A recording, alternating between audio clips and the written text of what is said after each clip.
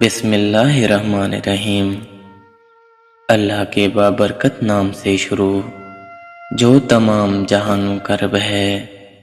Timur voice channel کے ناظرین السلام علیکم۔ آج ہم واقعات کی دنیا میں جو واقعہ آپ کے سامنے پیش کرنے جا رہے ہیں وہ ہے خزانہ۔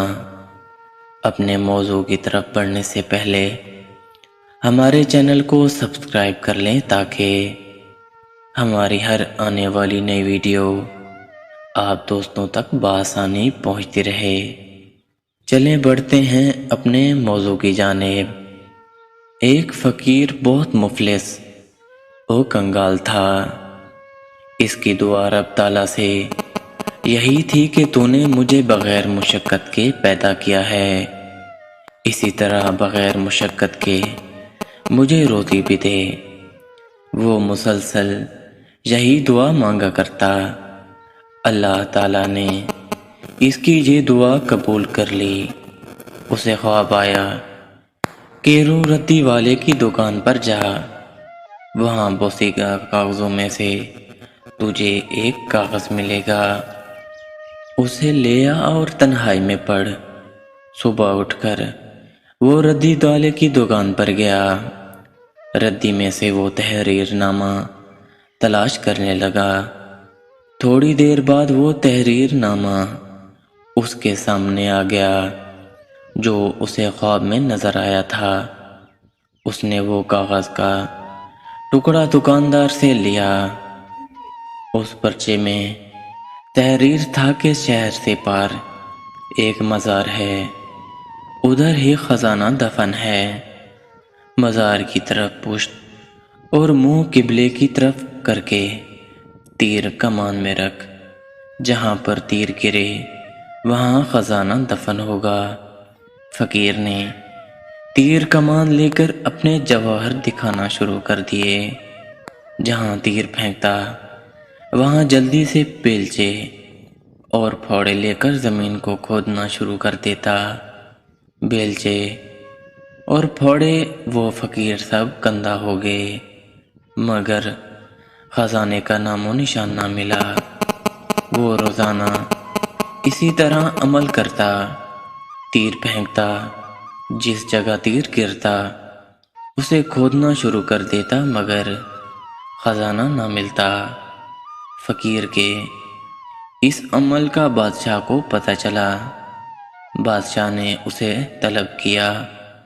اس نے ساری کہانی کہہ سنائی اور کہنے لگا، جب سے خزانے کا پتہ پایا ہے تلاش میں ہوں۔ خزانہ تو نہ ملا مگر سخت تکلیف اور مشقت میرا مقدر بن گئی۔ بادشاہ نے فقیر سے وہ تحریر نامہ لیا۔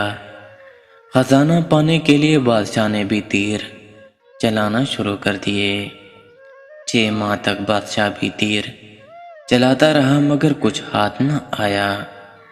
بادشاہ سلامت نے بھی نا امید ہو کر وہ تحریر نامہ فقیر کو واپس کر دیا۔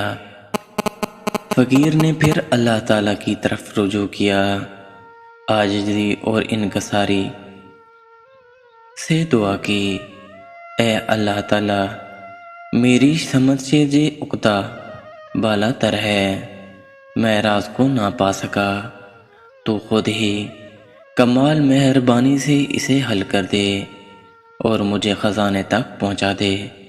جب وہ عاجز ہو کر بارگاہ الہی میں سچے دل سے گر پڑا تو آواز آئی، میں نے تجھے تیر کو کمان رکھنے کا کہا تھا، تجھے تیر چلانے اور کمالات دکھانے کا نہیں کہا تھا۔